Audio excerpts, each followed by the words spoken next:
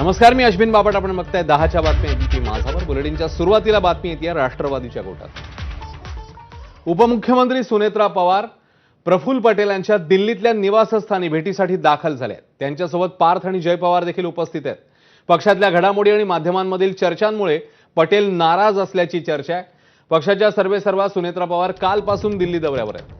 मात्र पक्षाचे कार्याध्यक्ष प्रफुल्ल पटेल आणि प्रदेशाध्यक्ष तटकरे त्यांच्या सोबत न दिसल्यानं उलटसुलट चर्चा पाहायला मिळत आहेत. तटकरे दिल्लीत नसल्यानं सोबत नाहीत, पण पटेल का सोबत नाहीत असा प्रश्न पत्रकारांनी सुनेत्रांना विचारला. तेव्हा तुम्हालाच माहित असेल ते केव्हा येतात आणि केव्हा जातात असं उत्तर सुनेत्रा पवारांनी दिलं.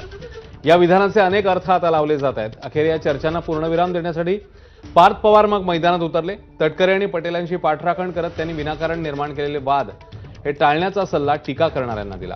त्याचवेळी शरद पवारांच्या राष्ट्रवादीचे खासदार अमोल कोल्हेंनी सुनेत्रा पवार यांची भेट घेतली आहे.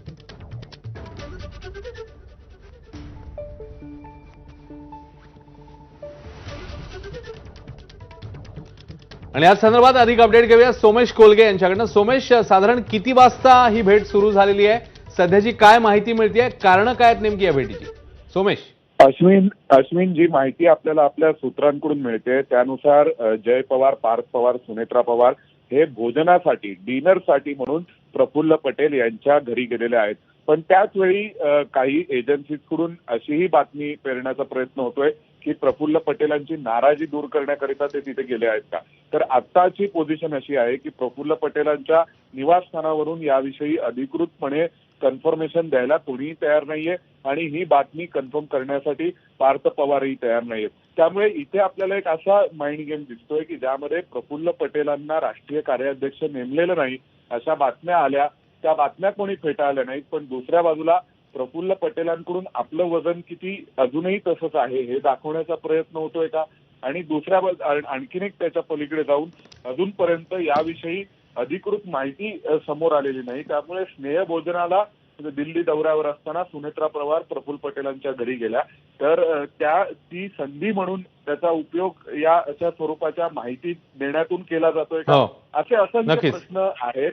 पण हा सगळा संशय कल्लोळ राष्ट्रवादी काँग्रेसमध्ये माजलेला आहे इतका आपण नक्की म्हणू शकतो. सोमेश, धन्यवाद या सगळ्या सविस्तर माहितीबद्दल. तर पार्थ पवार नेमकं काय म्हणालेत बघूया. आपण बघूया त्यांनी काय एक्स पोस्ट केली आहे ते. तर या एक्स पोस्ट मध्ये पार्थ पवार म्हणतात प्रफुल्ल पटेल आणि सुनील तटकरेंसंदर्भातल्या बातम्या निराधार आणि कल्पित आहेत.